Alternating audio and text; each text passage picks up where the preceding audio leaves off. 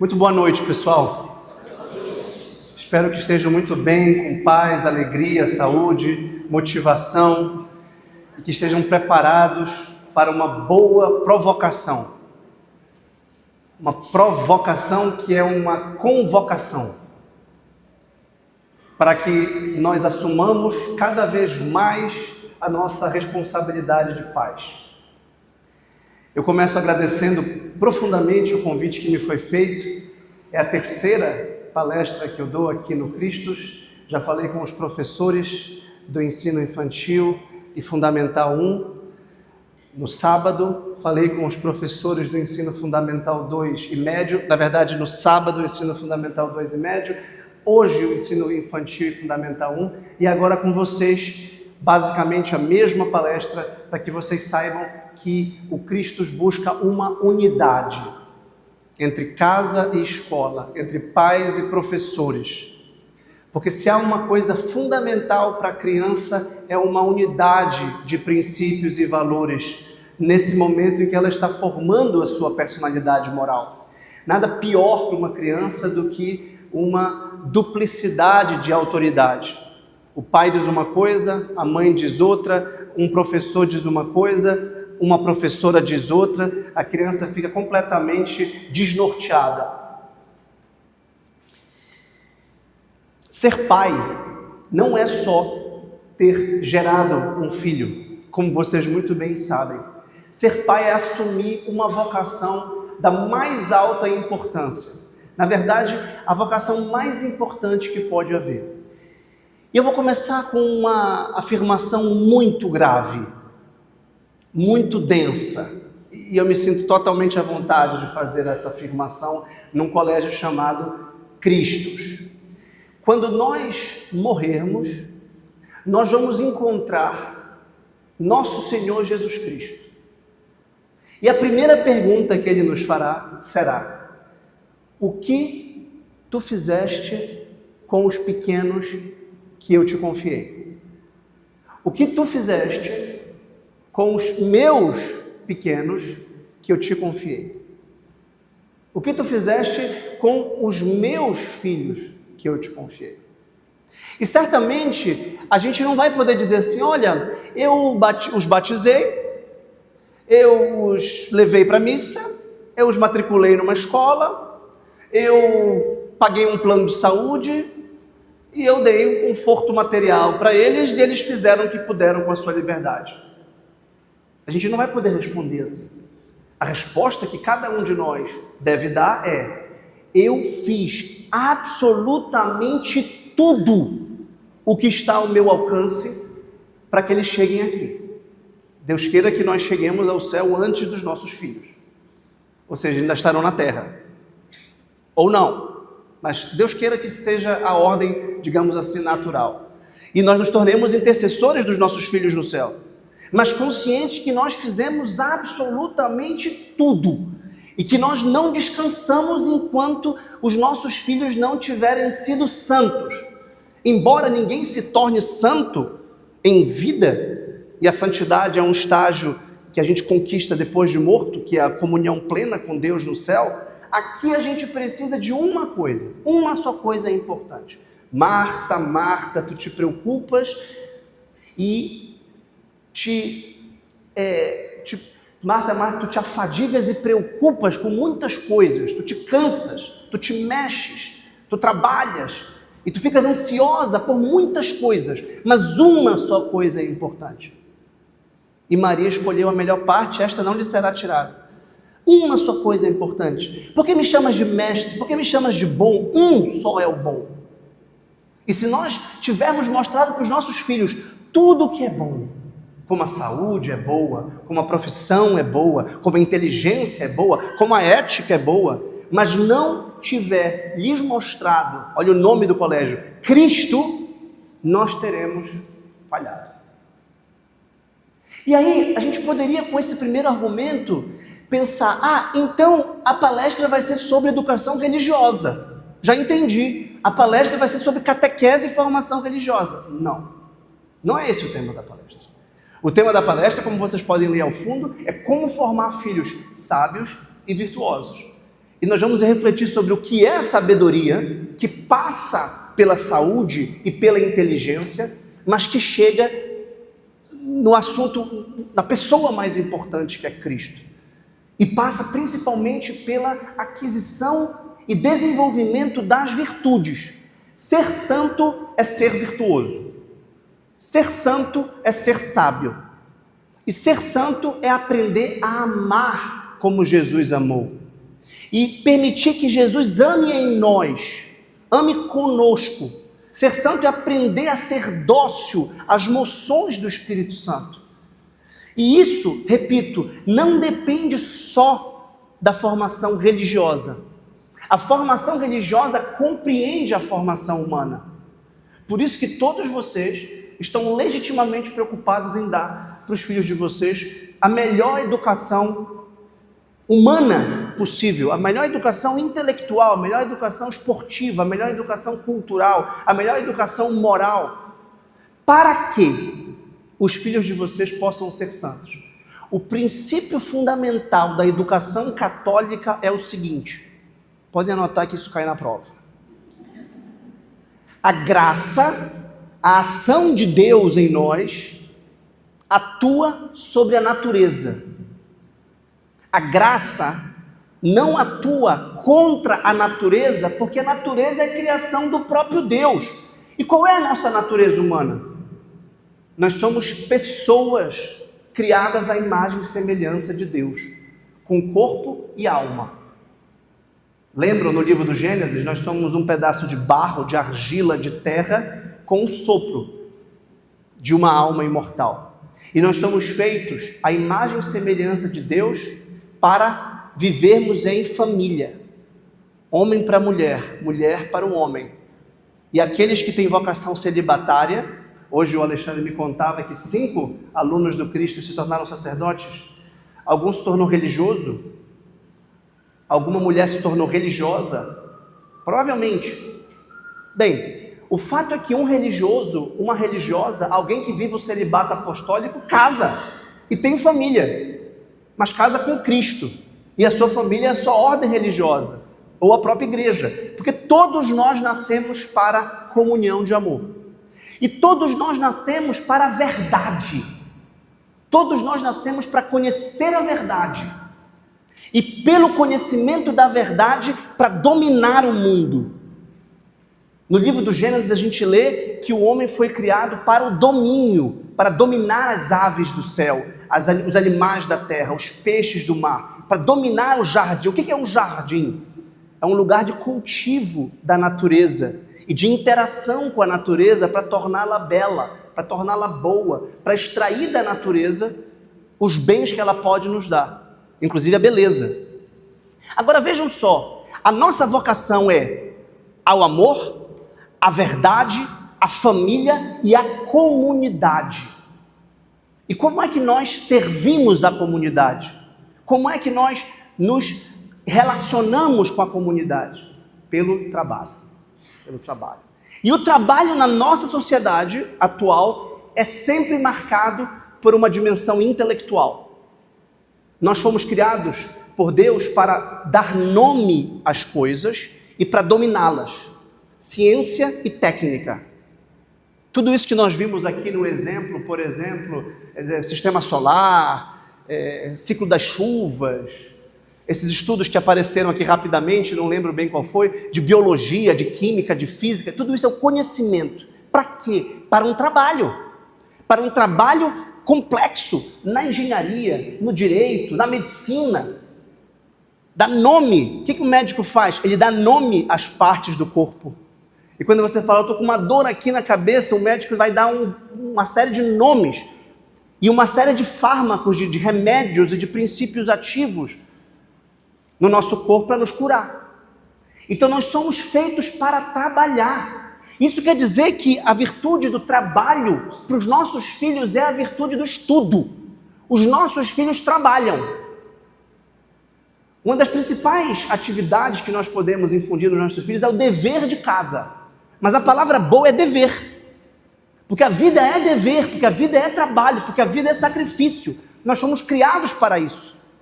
É verdade que o pecado original tornou o trabalho fatigoso, como o de Marta, o trabalho cansativo, o trabalho se tornou repetitivo, se tornou ansioso e preocupado.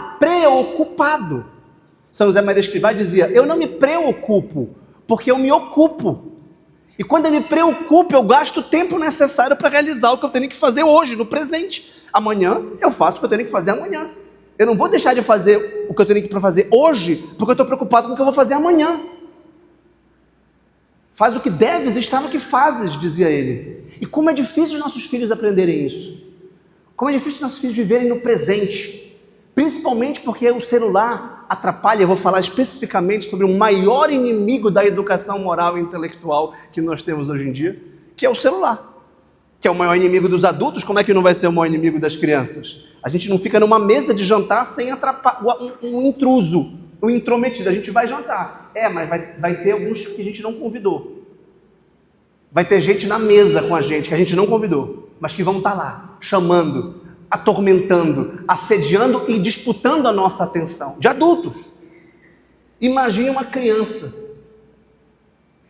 Então vejam, os nossos filhos precisam, em primeiro lugar, reconhecer que a vida é luta, que a vida é trabalho. Sobretudo, a vocação de um cristão que foi criado para fazer diferença, para causar impacto.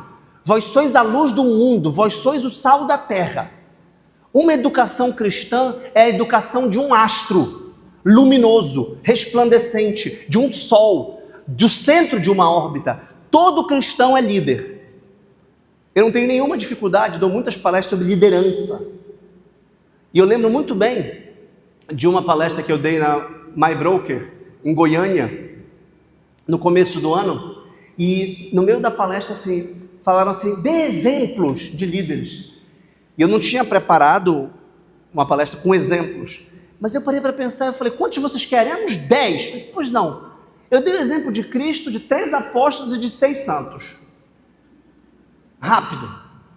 Porque todo santo é líder. Qual foi o maior líder da história? Claro que é Jesus Cristo, porque é Deus. E claro que depois você pega São Paulo, um grande líder. Porque Jesus nos deu a vocação de sermos luz do mundo. Ninguém acende uma lâmpada para colocar debaixo da mesa. Se o sal perder o sabor, ele vai ser pisoteado, jogado fora. Então os nossos alunos precisam entender que eles têm um dever de vida. Isso começa com a responsabilidade perante o estudo, levando a sério a escola. Mas isso eles vão aprender de vocês em primeiríssimo lugar e da escola em segundo lugar, nessa ordem. O meu pai valoriza a escola, o meu pai valoriza o estudo, o meu pai valoriza o trabalho, o meu pai faz comigo o dever de casa. Não adianta contratar uma professora particular para fazer o dever de casa com ele. Ou contratar uma psicóloga para saber por que ele não faz o dever de casa. E eu estou respeitando, claro, as situações particulares que exijam eventualmente profissionais para nos ajudar. Não estou dispensando isso, obviamente, mas é porque a gente tem o gesto de fazer como Eva e Adão depois do pecado. Deus chega com Adão e fala: o que aconteceu? Tu comeste a árvore, o fruto da árvore do conhecimento do bem e mal que eu te proibi? Não, não fui eu não, foi a mulher que tu me deste. Foi Eva. E Deus chega com Eva e fala: foi você então? Não, foi a serpente que tu colocaste aí no jardim. Ou seja, a gente tem o gesto de dizer: não, professor, a culpa não é minha, eu sou um pai perfeito. A culpa é da escola, a culpa é da internet, a culpa é do Estado, a culpa é do presidente, a culpa é do prefeito, a culpa é da cultura, é do jornal, é da televisão. Quando a gente começa a falar da crise da cultura, da crise da educação, da crise moral que nos assola, a primeira coisa que a gente pensa é: a responsabilidade é dos outros. Como o mundo é ruim. E quando a gente diz isso, o que está pressuposto é uma escusa da própria responsabilidade. Não, a culpa é minha. O responsável sou eu. Quando eu comecei dizendo, quando a gente encontrar Jesus Cristo depois da morte, ele não vai dizer assim: o que tu fizeste diante da crise da televisão? O que tu fizeste diante da crise da segurança pública? O que tu fizeste com o teu filho, que é o meu filho, como eu disse. Então a gente tem que ter responsabilidade.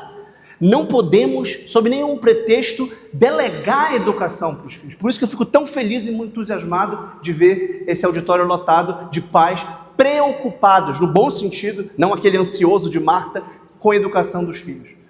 Eu espero que vocês saiam daqui realmente com uma preocupação positiva de se tornarem melhores pais. Porque o que é a virtude? Virtude é um ideal de excelência, é um ideal de superação, é um ideal de ser melhor. É muito fácil entender a virtude, como os antigos gregos propuseram, pelo esporte. O que é o esporte se não querer ganhar? Ganhar dos outros e ganhar de si, e se superar. Né? Eu estava correndo hoje na beira-mar e tem gente lá buscando superar os seus próprios recordes, o seu próprio tempo, senão não tem graça, senão não é esporte, é passeio. Esporte tem que estar contando e competindo, nem que seja consigo mesmo. Ora, o que é a escola senão a competição contra a ignorância? Eu ignoro tudo, a gente nasce ignorando 100%. A gente nasce cheio de potências. Um bebê pode andar e aprende a andar. Pode escalar e aprende a escalar. Pode rastejar e aprende a rastejar. Pode se controlar na mesa e aprende a se controlar na mesa. Pode se controlar com o número 1 e o número 2 e aprende a ter continência. Né? O meu filho Inácio está aprendendo a acordar de noite para ir ao banheiro. E eu digo, você pode fazer isso. Você é capaz de fazer isso. O primeiro passo é você acreditar e descobrir essa faculdade. Que mesmo dormindo você é capaz de reconhecer. Porque todos os seres humanos fazem isso. E você é um ser humano saudável, graças a Deus. É uma virtude ir ao banheiro, que uma criança ainda não tem. Ele é capaz da matemática, ele é capaz do português, depois ele é capaz da geometria, ele é capaz da física, da química, da biologia, da astronomia. Ele é capaz da história, da geografia, da literatura. Para que tudo isso? Para que todos esses saberes? A sabedoria é o conjunto dos saberes unidos e articulados. E quem está no topo dos saberes? Deus. Para que o conhecimento? Para servir, para trabalhar, para se sacrificar. Trabalho, em linguagem cristã, é sinônimo de sacrifício. E sacrifício é um ofício sagrado. É um ofício sacro. Sacrifício. É um ofício, é um trabalho consagrado a Deus. O que nós fazemos na liturgia da missa, no começo da liturgia eucarística? Nós oferecemos. Nós não oferecemos uva e trigo. Não. Nós oferecemos vinho e pão. Por quê? Porque é fruto do nosso trabalho. O vinho é a uva trabalhada. O pão é o trigo trabalhado. Nós, simbolicamente, nós oferecemos o fruto do nosso trabalho, representados pelo vinho e pelo pão. O vinho também simboliza o espírito e o pão a carne, o trabalho manual e o trabalho intelectual. E não é só o trabalho profissional, remunerado. Ou seja, o mês de férias, você não vai deixar de ir à missa e oferecer, né? Então eu chego do mês de férias e falo assim, não, eu ofereço, mas eu ofereço o que eu fiz no mês passado, quando eu trabalhava. Como eu estou sem trabalhar, não tenho nada a oferecer. Claro que tem a oferecer. Você tem a oferecer o seu descanso, você tem a oferecer o seu lazer, você tem a oferecer o contato apostólico com a sua família. E se tem uma coisa ininterrupta, e por isso tão extenuante, é o trabalho com os filhos, que é um sacrifício. E pra gente, isso tem que ser uma palavra boa. Eu tenho 5 filhos, com a graça de Deus. E muitas pessoas falam assim, nossa, deve dar um trabalho. Eu falo, dá muito mais trabalho do que você pensa. Muito mais. Só que a felicidade é infinitamente maior do que você pensa. E é um trabalho sacrificado, ininterrupto, incansável.